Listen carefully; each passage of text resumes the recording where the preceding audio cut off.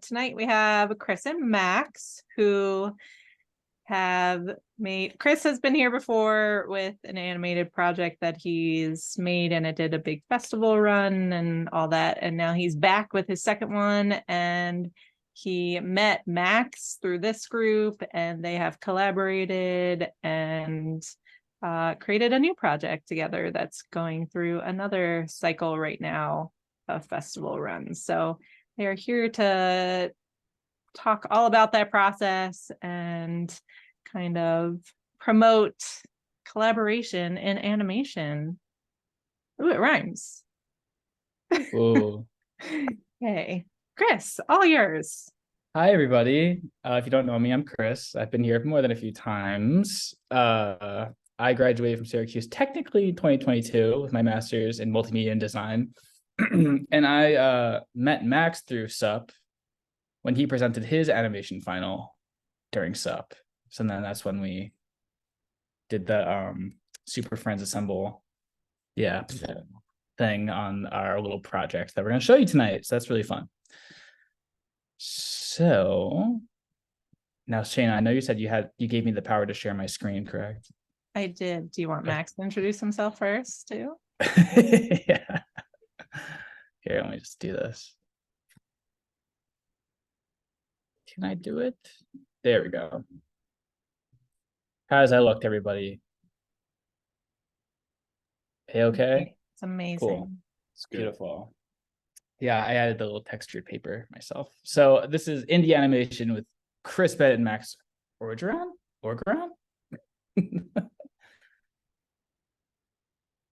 Okay. I had to Max say it in the dome. So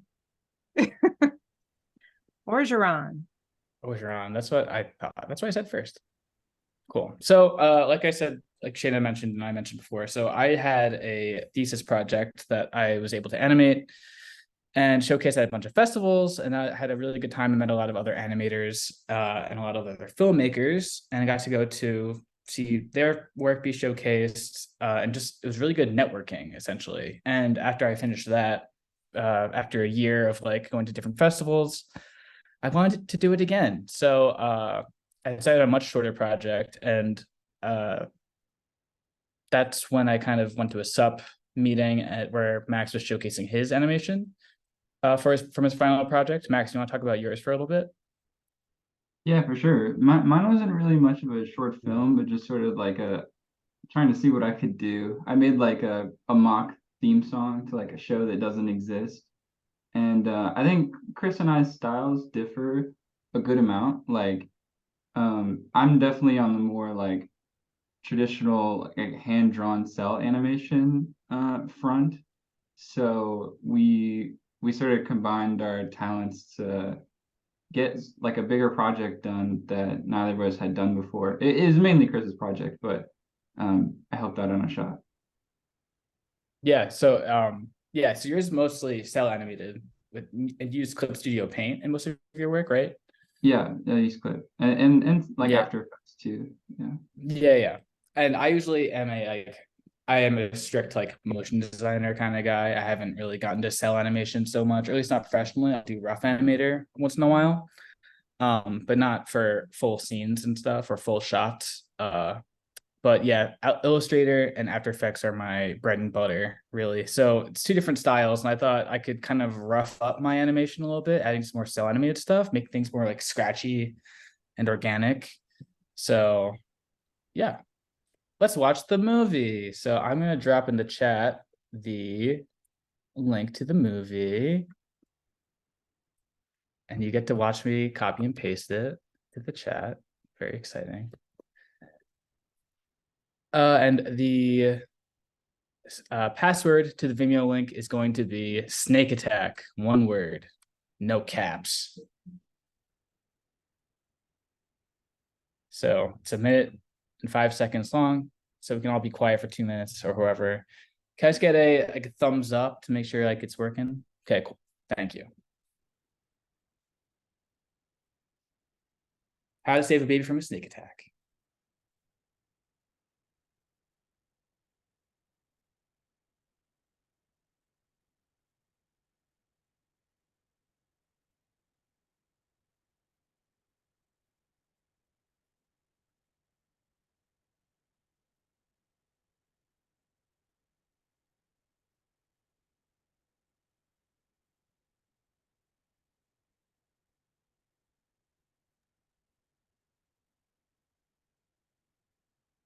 Chris, was there a password, did you say? Yes, it's snake attack, one word, no caps. Okay.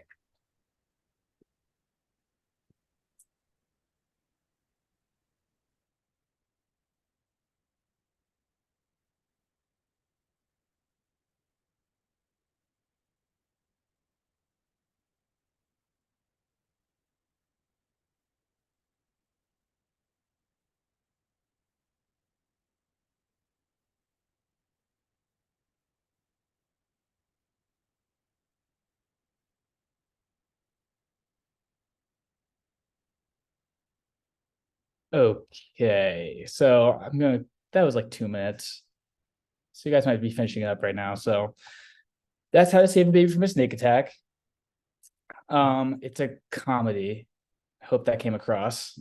It is a 1 minute long animated short, and this is how it all kind of came to be. So it all starts with an idea. So I originally came up with this as like after doing a 4 minute animated short last year. This year I was like, let's do something a lot shorter and a lot less work. And I was thinking of this like how to help series, like how to help a baby from a snake attack, or how to help a grandma cross the street, and it would end up horribly at the end, and it would just cut to credits. Maybe it would be a series, maybe not, but I decided to just do the first how to help a baby from a snake attack, change to how to save a baby from a snake attack, something really specific, something that you might never ever have to do ever, but kind of inspired by like job training videos. I've had a fair amount of jobs. I've had to learn how to do very specific things that I've never had to do before, like phishing emails, or like downloading like you think of the idiot who like downloads a virus onto their work computer and was like, oh, I don't know how that happened. So I kind of took that idiot and kind of ran with it. And I was like, how do you solve this problem of this baby being attacked by a snake? And you get the baby snake out of there, and it's not your problem anymore. So that's kind of the resolution to that problem. So it all started off with an idea. I had like 3 sentences written down, and I was like, all right, let's go with that. So then you do a storyboard, or you write a script. I usually do storyboards. I don't have much dialogue in my stuff, so I start off with storyboard. So I'll talk through this 40-second storyboard. You can see it's kind of like Simpsons inspired, that title screen actually, but that's just how I was picturing it in the beginning. Character design has definitely evolved from the storyboard, and I have my directions for how I want shots to work and things to move in red.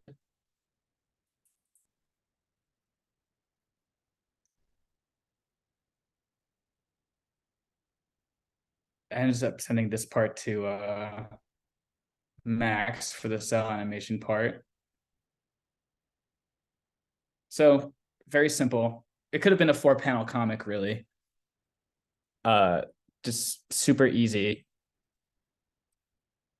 And then when you're doing animation, what's so much fun about it is that you could do anything and make it look like anything, but then what makes it so hard is that it can look like anything, it could be anything. So you have all of these options up for you, but how do you pick? How do you pick what something looks like? How do you pick the colors for everything? How do you pick the shapes for everything? So during my first festival run, I met a group of people similar to SUP. They're called Pitmo 412 in Pittsburgh. They're a motion graphics group, and they hold monthly competitions for like doing an animation based on a color palette and a prompt. And I had done this animation that was like 5 seconds long of just these 2 characters sitting in the rain. So I already had these characters and I really liked these colors. And I said, why couldn't I just use this character in this short? I already have the model. I already have it illustrated. I like the shape of it. He can absolutely be the person that like, comes in and whacks a baby. Why not? So then you get to make some assets. You're looking at like, it's pretty much like one living room. So then I didn't want this to be flat design. My whole last project was all flat vectors, not much shading. It looked great, but I wanted this to be more scratchy, a little bit more indie looking, a little bit less motion graphic looking. So I hand illustrated most of the assets, like the characters, and then I would turn them into vectors later. The couch was hand illustrated, the windows, where the pictures and posters were just solid, just to make things less active, less busy. The floors and doorways and houseplants, I wanted to make a list of everything that's in the what would be a living room and kind of hand draw it. And that's what I ended up doing for these, like the rug. The wood floor is actually like a vectorized, like low res wooden texture that I just like made into like 3 or 4 colors and dealt with that to give things a nice texture rather than being flat. And I illustrated a couch and like a lampshade and stuff. And that was all done in Adobe Fresco, which is kind of the Adobe Draw on the iPad now. And then you can just import it straight into Illustrator and then from Illustrator into After Effects. So that was a really simple workflow because they're all talking to each other with the monster that is Adobe. The wallpaper, you might have noticed it using the credits and also the wallpaper of the living room. I didn't want to make my own wallpaper. I didn't want to get a stock wallpaper. I think that's silly. So I had done this project for a friend who has a garden party. They wanted to make koozies for the garden party called Tulipalooza. And I was like, I already had these tulips illustrated. Why not just copy and paste that all over the place to be a wallpaper? So it's just kind of showing like I got the color ideas and like the character ideas from this this drawing contest part of this group. And then I did a job with this other group and I'm taking stuff from that group to all kind of recycle and reuse assets into this project that I'd done independently before. So it's just showing how you can like take things from your student projects or like you learn how to do something, you can recycle into something new, into passion projects and personal projects and stuff. Character design poses. So this was all done on the iPad as well, just trying to figure out if I already had the colors, then the baby would also have that same colored hair, trying to come up with what that baby would look like instead of that weird bean head you saw on the storyboard. So basically a baby having a big round head the size of its body, and then, you know, kind of like a Funko Pop style. And then coming up with what it would look like being attacked was very fun. That's all that was. Some poses, you got to use references. It makes everything easier. Don't think you're ever above having a reference when you're drawing an asset or a pose. It's incredibly helpful. There's no use of not doing it. You don't have to do everything yourself, essentially. Yeah. A style sheet. So then I had this kind of laid out. And then by the time I had this done, because this is pretty much the entire movie takes place in this one scene, one shot, I could send this over to Max and be like, these are the colors, these are the rules of what I'm thinking. And then I kind of, instead of just opening shot to this already all being here, I kind of wanted to throw out my MoGraph skills and have the room build upon itself with, well, we're going to break down the first scene right now. So it's just kind of a slow-mo of what the first kind of 30 seconds looks like. So it's 137 layers in After Effects, this one scene, with a nice CC page turn. Those are all on 3D layers, all the wood planks getting into place. It's a nice appeal of him, of the baby appearing up and then falling down. You don't want him just slamming down on the ground. You want him to kind of pop up. Those are some what were those bendy knolls of bending the leaves and kind of having a mask reveal it as it grows out of the pot. Those are all 3D as well, those little blocks that fall down. So it's kind of like unfolds while it kind of overlaps each other. It's very motion graphic-y. They're not like classical animation style, it like kind of pouring onto itself. So that was the motion graphic style, but then we'll get into like the animation style that Max kind of did. So I kind of sent him this reference sheet and sent him a very rough. And there's a picture of me holding a textbook about to hit something to try to get the pose down for him, using myself as a reference. And all of the character designs I'd shown before, I sent to him, and some rules like the character doesn't have a mouth. He has his donuts for eyes. He has a bowl haircut. Hoodie has to follow through motion. Hair can flow with the wind if possible. Just like some rules to lay out. So, Max, you can talk about the shot you did. For sure. Yeah, so I animated the big wind up swing that saves the day. And when Chris invited me to work on it, I was super pumped, super excited, and like flattered too. But I was a little nervous because like collaborative animation was sort of like new territory for me. Like I never animated something that wasn't for myself, and I never animated someone else's character or like even in any style that's not my own. Um, and all these worries kind of turned out to be for nothing, and I'll get into why that is. But we'll go through the step-by-step process that he and I took. Yeah, so this is the original rough that I did, where I just sort of expanded on Chris's idea. And I just wanted to familiarize myself with the character, the movement, and also just to send something to Chris pretty quickly to make sure we're on the same page. And to make sure that we have the same vision going on. And this is a really quick part of the process, but it's honestly super important because it's where a lot of the creative work happens. And it's kind of the most fun too. So I sent Chris this rough shot and he got back to me with some notes. And I absolutely love the approach that he took to these notes. And as you can see, he labeled each frame with the frame number to avoid any sort of confusion that he and I might have back and forth.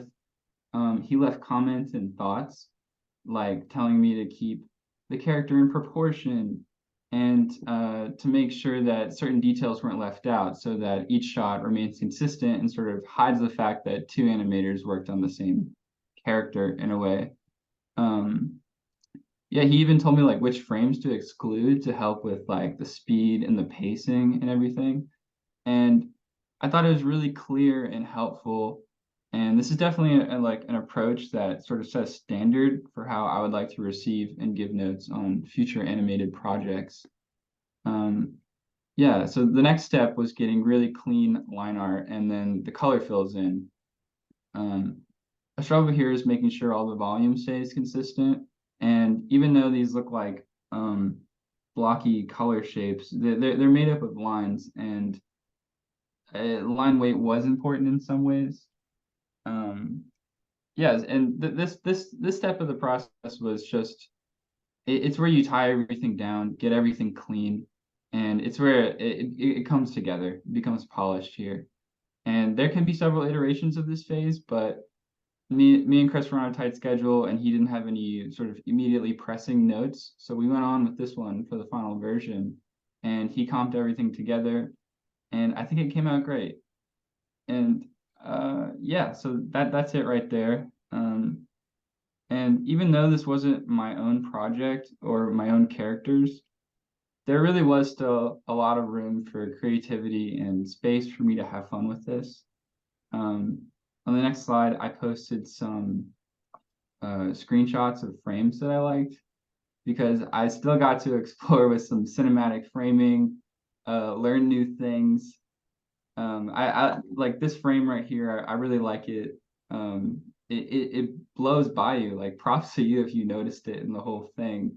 But I think it does that a lot, and it was really fun. I got to play with smears too, which I'd never done. They could be better, but it was cool to learn that, and it was fun to figure out how the hair might whip or how the hood on the sweatshirt might react, what arc it'll take, when to delay it, when to whip it around, and all that stuff. And it was really cool. And so even though it was a fast-paced shot, there's still a lot of space to pack cool things in there.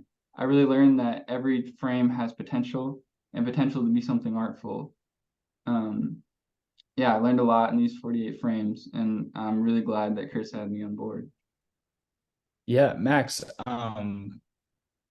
you did mention it was 48 frames, but it's definitely like the opus of the short, it being only like a minute, and like this is the action shot that I was like, I want someone else to do this, and I was happy to find it to do it.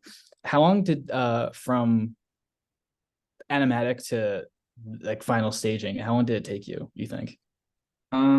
Well, I think probably like 3 days. Not like full days of work though. I probably put in like 3 to 4 hours over the course of like 3 or 4 days. Like what takes the longest is getting the line art down and getting everything colored because the program I use doesn't have anything like intuitively that could color each frame like some other programs might have. So I have to go in there and like each frame and say like, oh, I want like the hand needs to be orange, like right here, and go in and do that. And that's just very tedious. And same thing with the lines, like I'm still working on getting my like my actual like drawing skills on like a digital tablet down so I can have clean lines. So I sort of just use this tool that's like a Bezier Oh wow. line plotter, and that takes forever. So it may have been longer. I can't really remember, but the actual drawing and everything doesn't take too long.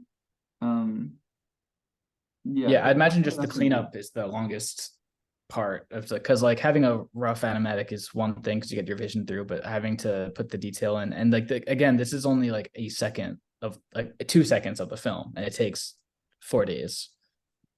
So Takes a long time. so you can see why I didn't want to do it. And why I was I happy to get Max to do it. can I ask Yeah. a question? Yeah. So knowing your previous work, Chris, you had a similar shot that a character swings something around and it's kind of scary and kind of similar, which was kind of like the shot that everyone picked out as like that is a very iconic, memorable part of that last piece you did.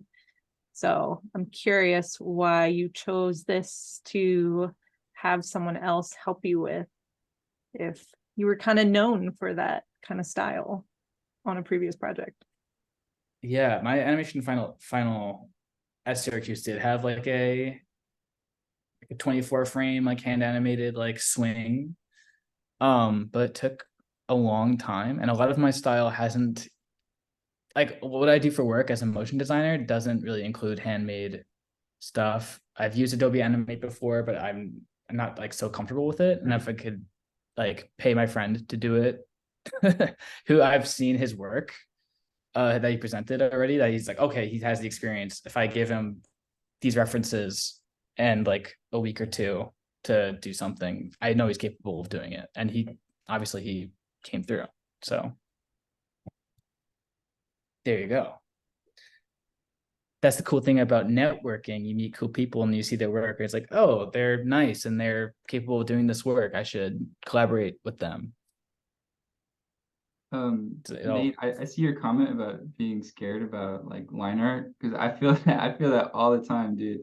And one thing that I've like learned is that if you just see it through, like finish the whole shot with crappy line art and just like finish it, like add color, comp, everything, it doesn't even matter. Like just it'll still look good. Your line art can only get better, you know. Like if I had a shot of like the line art for this, like the finished line art, it would not look good. And there's tools to help too. So Yeah, if you let's see if can I go back? Yeah. Like compare that to like what I did a really quick rough for Max to show him like what I kind of wanted, and it's like a stick figure, not I added like angry eyebrows. It's like he's like, okay, that's kind of what I want. And then he can see the kind of poses I wanted, and then he took it to like he got fancy with it and added these cool shots of like his face being seen through the chair, and also like all of the smear that I asked for and that he included. It was just really a good job.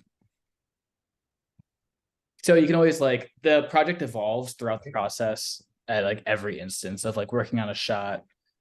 Mistakes can turn into like happy accidents, and like colors change and maybe scenes change. Like I wanted to add a Soviet montage like hit where he gets hit at multiple angles at different times, but just due to the amount of time I had, because I was trying to submit this for a festival deadline. We had, and actually working with the deadline can actually be helpful because it helps you get the work done. So there you go, cooperative animation.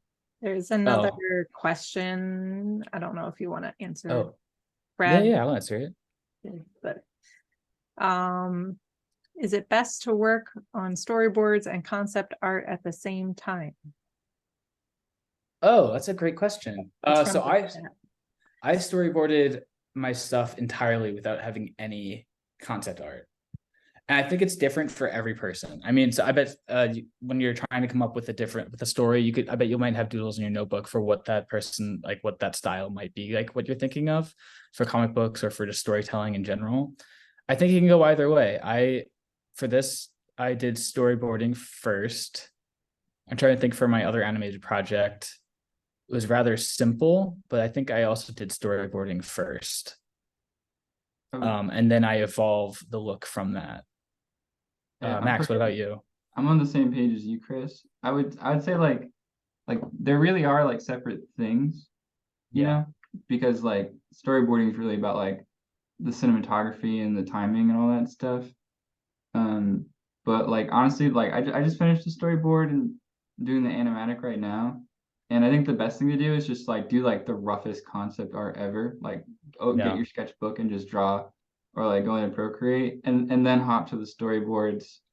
And the concept art can kind of come anywhere, but like in your storyboard, you might have like a close up of someone, and the details might really matter. Like you really might want to know, like, do they have a tattoo on their face, or like what do their eyes look like if it's important story wise, and then you'd want that concept art. So it also changes from like project to project too. If that makes Yeah. sense. There is no right answer. It's different for everyone. I think yeah, concept art can come through at any point. Even during production, I bet you could change some things about the concept art with it, like within the shots that you're doing and comping and stuff.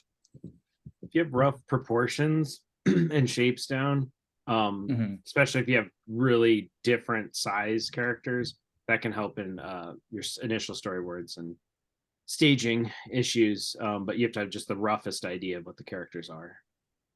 Yeah, for sure. Yeah. All right. Next slide, I put design your credits. So when you have a film and a festival, the movie is going to show credits, and said technically your movie's not over, and you should give them something fun to look at. A black screen with scrolling type is like totally fine, especially when we think about a feature movie with like 1,000 people working on it. If you have 3 or 4 people working on it, your credits don't need to be that long. Technically, the shorter the better. Sometimes there are some animated shorts that have like that's maybe a minute long, and you realize the credits are like 45 seconds long, and it's kind of feels a little crazy. So they might be a little too fast, but I rather it be too fast than too slow and boring. And when you design your credits, it's much more interesting and much more appreciated from like everyone in the theater and everyone watching. I mean, they're more likely to actually look at the names and stuff if it is designed. So I took the design from the poster I designed, and then used the same type for the heading and for the animated names and stuff. So that was all done frame by frame in Rough Animator for the iPad, which is like a $5 app. Just kind of like writing the names over and over again and then playing them in a loop on a PNG sequence and just slapping it in the comp. And then I was able to use your roughs, Max, for the kind of like animated backgrounds for this kind of fun swipe to get to the next slide of like the credits, and also use like the roughs with the snakes and like the right walk cycle I did just for the credits. So that's a big tip for all of your work that you're doing.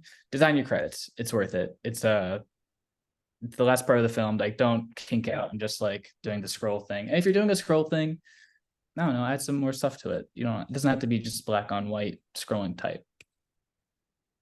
Sound, this is just to say sound is important. That's all it is. It's just a lot of sound. Like I had my friend do the music for this. He did the elevator music, and then I had my other friend in Pittsburgh do like the guitar dun dun dun dun dun dun, because I want some intense metal sounds for the funny cuts.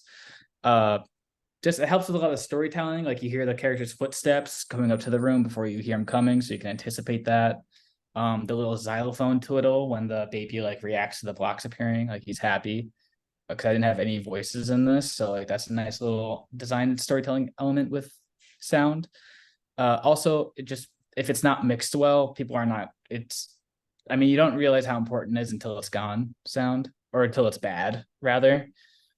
Because you don't know this when sound is good, but when like the sound is mixed poorly, like in a movie or something, it hurts. It's tough. It's tough to get through. So sound is important.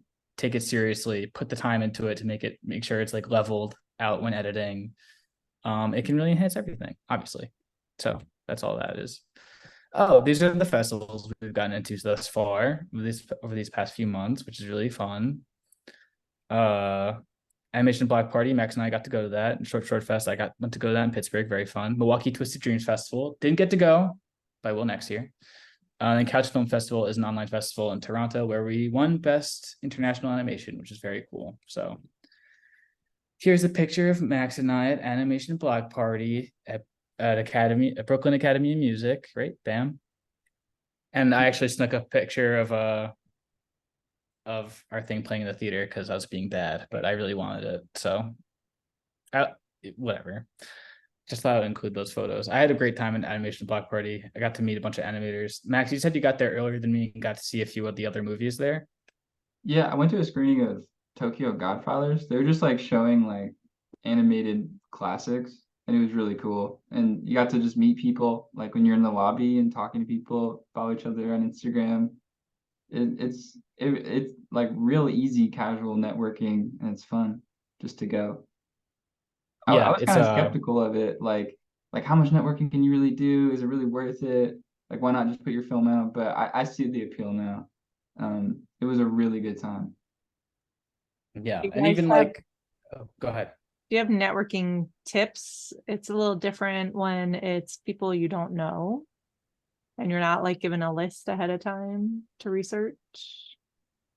Just like strangers in a room. I think if you saw a really cool project, try and seek that person out. There's this one dude who I met, who I've been in contact with since, who was just like, he really liked this one project, and he came up to me and he was like, "Did you work on that project?" And I was like, "No, I didn't do that one." But then we talked for like 30 minutes. So like, just if you like something, tell them, you know. Yeah, that's a great touchstone of being like, did you work on this? Right? Do you know who did this one? It's like, no, I did this one. It's like, oh, I love that one. And then there you go. It's all positive feedback. That's great. Also, yeah, I think it's much easier to network when you're all kind of putting your heart out there, your heart and your art out there. Just like showcasing stuff is that can be a little scary. So like when you put something and someone else likes it, it means it's like so nice.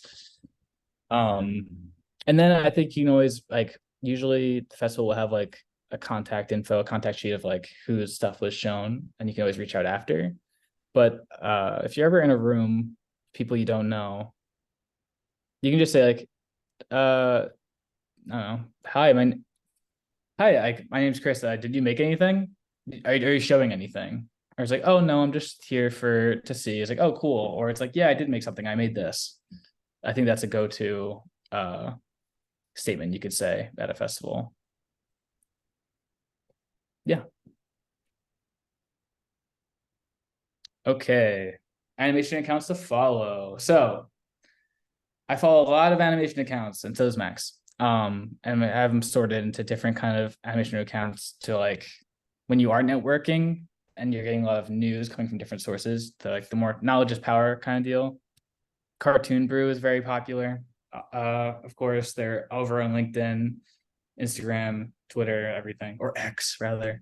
Animation Nights in New York is a free film festival based for animations in New York, right? So they're online every month. I forget which Sunday. I think it's the third Sunday of every month, and they're having in-person showings now in New York City, which is great. But I go to their virtual online festival every month, and it's like a virtual kind of lobby where you're kind of like doing, like you're walking around with your 3D character in this like AR kind of space. And that's really fun because it's kind of like the fun fusion of having an online festival, but having an in-person element to it. And that was really great because you get to talk to people and like who do the programming or are showing something. That's really great. And then Multidult and Short Fest are both indie animation festivals that I've gotten to know the curators of. Sarah Schmidt does Multidult, very talented animator. And she's been hosting stuff in Chicago for like a few years now. And then Lee Thompson is doing Short Fest. He's a touring animator who does like indie animations online, but he's touring through like the Midwest and like Michigan, then Pittsburgh, and then he does Philly. I think he's done some in New York as well. Ottawa and Annecy are the big boys, the big boy festivals of animation. If you're looking to see like what professionals are like showcasing or are trying to like get, whether they're featured or shorts, those are the big festivals that are watched out for awards and stuff. So Ottawa and Annecy. And then Half Res, Dash Bash, and Camp Mograph. These are all kind of like events that are that you could buy tickets to that are pretty expensive. I would assume. I've never been to one yet, but I do follow them. And they have some good note speakers, and think of it as like Adobe Max, but these are all with motion graphics and animation in mind. So Half Res, I know that's in Chicago. Dash Bash was in North Carolina this past year. I think it might change every year. And Camp Mograph is like a weekend retreat in some campsite where all these motion graphic artists, have their educational talks and whatnot. So those are all things that are like kind of educational. Speaking of educational tutorials, if you ever try to learn a software, you've probably watched a YouTube on how to use that software. So School of Motion is excellent. They also have classes. I have not used those classes, but I have watched their YouTube videos. It's great. Jake in Motion and Ben Marriott, those are just two YouTubers doing their own thing on YouTube, having like tutorials on After Effects and animation tutorials. They're great. Max Dong Cheng, did you Yeah, he's like he's a professional animator working. I think he lives in America, but he works on anime in Japan, and he Okay, posts some of the most insightful cell animation tutorials on YouTube. He animates in OpenTunes, but they're really just like theory based. So you can just learn a lot no matter what program you're using. And like Nate, if you're still here, he's interesting because his line art does not look good, but he preaches like a pen tool, like a pen line tool that he'll sort of draw over his line art with to make it consistent and clean. And then Emily LaRussa, she just posts great After Effects tutorials. I haven't seen one in a while, but they've helped me out a lot in the past. And I also linked my personal YouTube playlist where I just have like any animation tutorial I follow that helped me out, I just save it. And so I linked that right there. If people are ever in need of it. Nice. And these are some popular animation studios and freelancers that we follow online. So I know Hello Hornet, or just Hornet, they're like a big animation studio that works with a lot of brands. They're excellent. They're based out of New York. Buck is based out in LA. They work with a lot of marketing brands and stuff.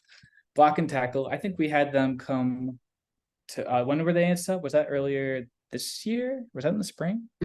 Last semester. Last year? Sometime in the past 3 years. So they were here sometime in the past 3 years, and they were great. Yeah, excellent meeting. That was really fun. I'm still in contact with some of them. They do a lot of great work. They do a lot of promos for TV and stuff. Golden Wolf and Duke and Duck. Duke and Duck is in DC, and Golden Wolf, I'm trying to remember where they're based at. But again, they're just LA. excellent studios. Oh, LA. Okay. And then freelancers, I mean, they're all excellent. They're all just like major artists that doing really cool stuff. Great for inspiration, or even just with like methods of animating. Really excellent stuff if you're interested. Okay, yeah. So right now I'm currently working on an animated music video. And then in the next year or so, I plan on making a short film / like animated TV pilot based on the my senior thesis that I showcased at SUP last year. And I'll definitely be asking Chris for help on that one with like motion graphics and color, maybe some storyboarding. And maybe if Jason's here, I'll probably ask him eventually to help with music, but I'm looking for anyone else who wants to collaborate and work on a project like this, especially if you know any Blender and Maya, traditional cell, motion graphics, effects would be really cool.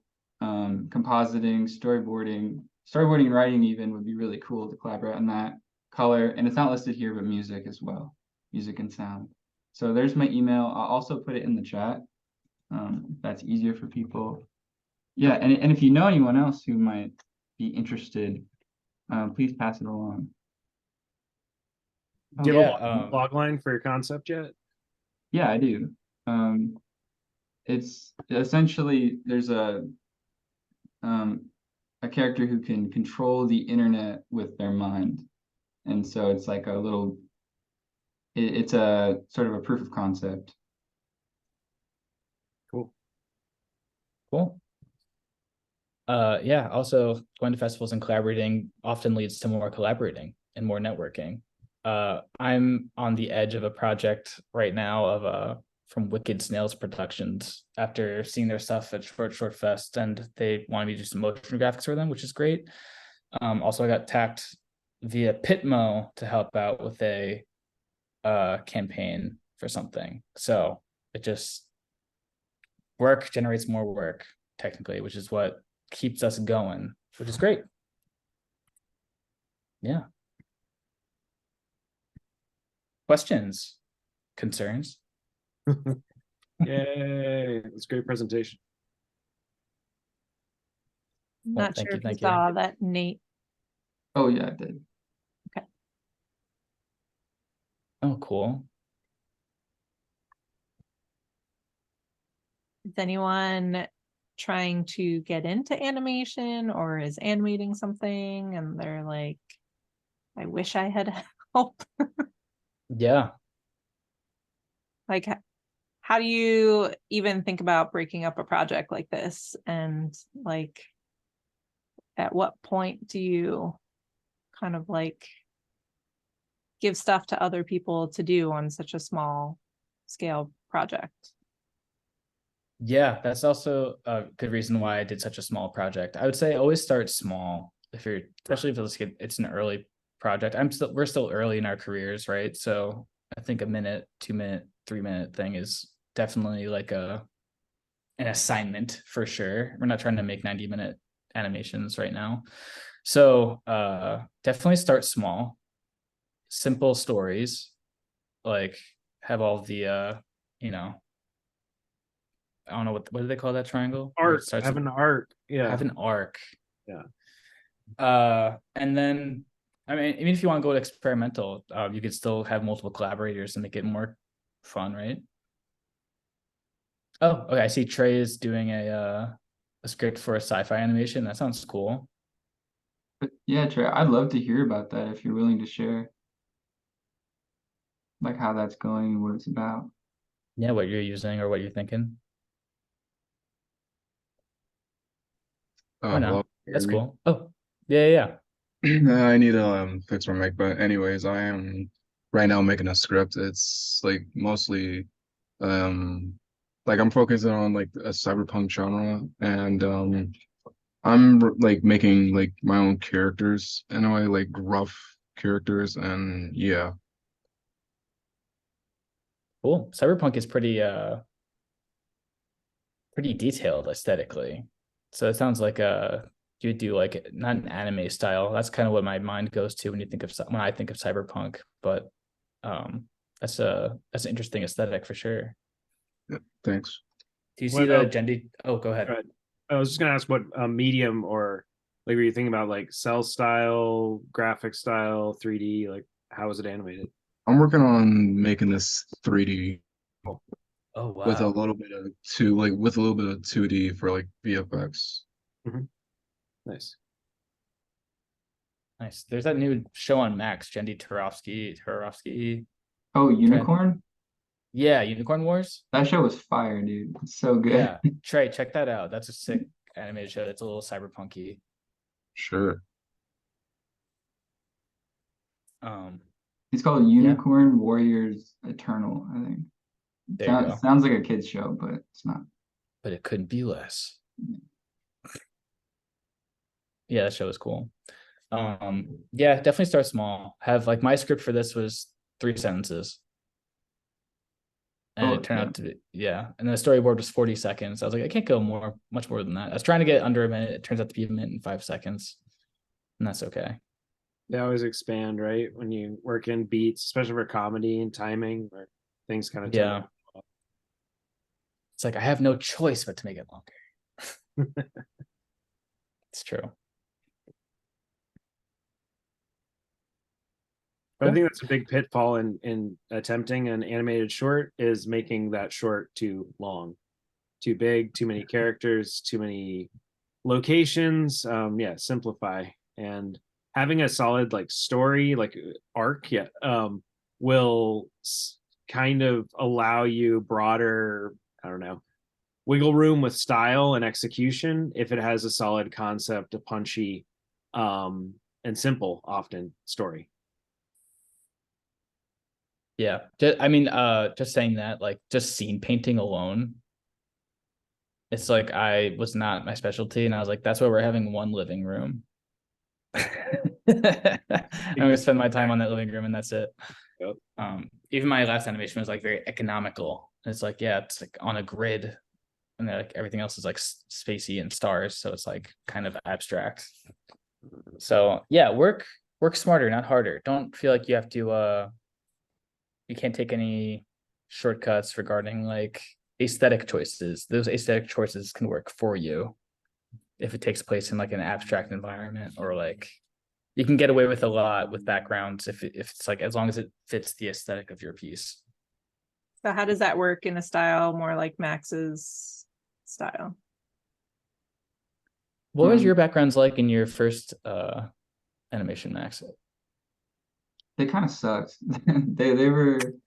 I had to. I just drew them, and the perspective was wrong, like all this stuff. But I feel like if it's really time consuming to draw backgrounds and stuff. Like that's people's entire livelihoods, Yeah. background artists, environment artists. For the project I'm working on now, I've drawn the backgrounds and stuff with like accurate perspective and everything, but really bare bones for like the animatic and storyboard. But I recently took a class in Maya and I know some Blender now, and I'm just going to model the environments there, so I can I can change the camera on the fly, you know what I mean? Or I can, like, I don't have to redraw a background if the shot changes, And I'm going for sort of like a low poly, like PS1 graphics aesthetic, which is very popular now, Oh, but cool. it's I think that'll help compensate for like my lack of knowledge in 3D, you know? And I think that's kind of just going to be my go-to from now on, unless I can collaborate with someone who loves to paint beautiful backgrounds and is very good at drawing. So yeah. Yeah, There you using go. using 3D as a pre-visualization tool, like just primitive geometry and mocking things up for using a camera, excellent way, even if you know the most basics of any 3D app, to really leverage that for a lot of cinematic work. It's so true. I even used it as an animation reference. Like I knew this character had to turn a sword. So I just took the hour and modeled the sword, like the roughest sword, and just animated that turn, and then just sort of used that to help me visualize how's this gonna look, And it's a really good skill to have, honestly. Yeah. The nice thing about using 3D as an intermediary and not the final pixels is that people don't have a visceral reaction. Again, I don't know, there's an appeal to the hand-drawn stuff, that if you can leverage some of the 3D stuff behind the scenes, yeah, you don't have to concentrate on long render times, still leverage it. So what kind of timeline do you have, Max, on that project you're working on right now? It's pretty lax, but I'm gonna finish the animatic in the next few days, and probably 3 months. Nice. It's only around 8, maybe 9 shots, Okay. so it's not too bad. But some of them have a lot of like full body movement and everything, so I think it'll take me a while, a little bit. I love short animation where it's like it's gonna be like 8, 9 shots. Yeah, I love that. Make every shot count, right? yeah. Anyone else have any questions for our lovely guests? Or do you have any finishing final words you'd like to wrap it up with? Not really.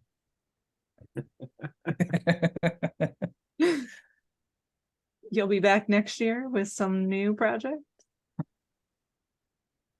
I guess, Max. Chris, are you gonna do that series? I was kind of hoping you would. How do I don't know. how to save a grandma from crossing the street. Is that what we're gonna do next? Yeah, I think that'd be good. We'll see. Actually, I want to try to animate a Pokemon Nuzlocke. It's actually on my yeah. to-do list, That would be fun. which is like it's like a hardcore Pokemon run. And that script is already done. So that's one of the few projects where I wrote the script already, and now I'm storyboarding. So go out there and make something, guys. Woohoo! Is that what you wanted, Shayna? So projects like that are a great way to like really improve speed and efficiency too in your processes, because you crank that out pretty quickly. Yeah, I think the whole process was like 3 or 4 months. Yeah, pretty good. This project, so yeah, cool. I'm also gonna plug that Chris and I also did another animation this year. I don't We know. did. We did. That our entire school is seeing. Yeah, all the freshmen are seeing it, correct? Yeah. Or is there anything under wraps about that? I have no Or can we idea. just talk about it? I think Oh, we yeah. should talk about it because I think she we should sent talk about her it. It turned out email. great. It's released. It's in the wild now. But yeah, we made a. Yeah.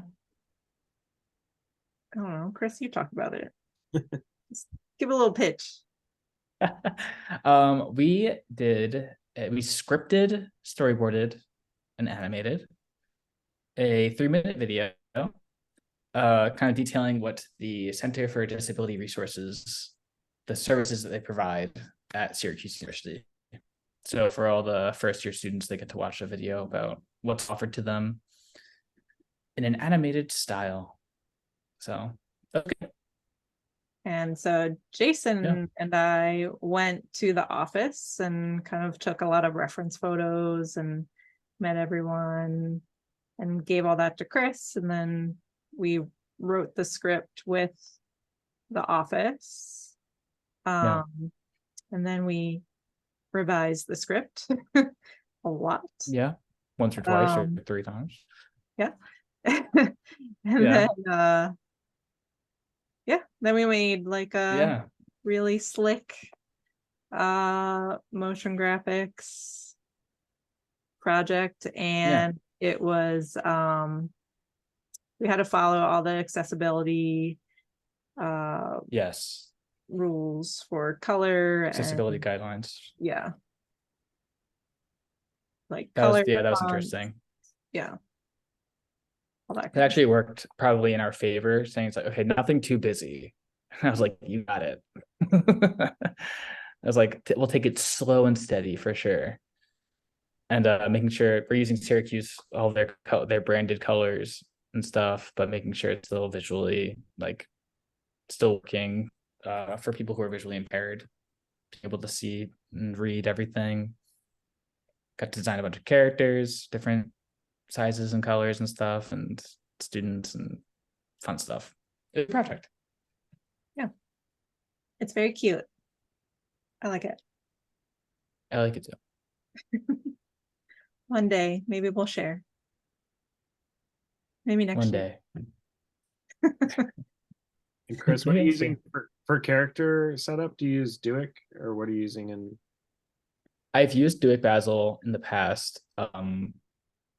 But I think for this really, because I kept things so simple, I might have just used Bendy Knoll for their limbs and just puppeted it, like rigged it shape layer style in After Effects. Cool. There's some hand-drawn character work in How to Save the Baby from a Snake Attack of him just walking because the legs I couldn't get right, so I had to. Those were like, I think 12 frames. Okay. I animated cell style. Yeah, I mentioned it earlier in the chat, but first time through, I didn't even notice transition between the stuff made in After Effects and the stuff done cell. It was seamless. Looks great. Thank you. Yeah. There's a healthy mix. That's what I was going for. You see all these indie animations, and it's kind of it's the style going in vogue right now is kind of like the crappier it looks, like that's art. A little Yeah. bit. Yeah. In the animation, it's just getting choppier and choppier. That's what's in vogue. I think it's Spider-Verse though. I think that's what's doing it 100%, which is good. Yeah, it's like we want to see the roughs. Yeah, that's good. And the anime is so popular, so it's like The 12th principle of animation, though, is solid drawing, right? So, gotta care about craft, regardless. Yeah. But I know what you mean about that really rough indie style that's popular right now, where it's just like, if it looks like nearly incomprehensible, like scribbly, you know, it's like it works. yeah, like let's just do 6 frames per Yeah. second. Oh, Yeah. You can get away with a lot. You can get away with a lot. 4. Yeah. Well, I think we should end. So thank you guys so much. great. It looks really great. And please share if you have other festival news for us. Am I able to share your slideshow with everyone tomorrow? Yeah, totally. Perfect. And then we have one more meeting for the semester. Eric is leading next week, and he's going to talk about editors. We're going to play a fun game. Yes, that editor. Oh. Let's name that editor. Same difference. Still working on it. So hopefully come back next week, and then we'll have a fun party to end out the semester, and then we'll be off for a couple months, and then see you all in the new year. So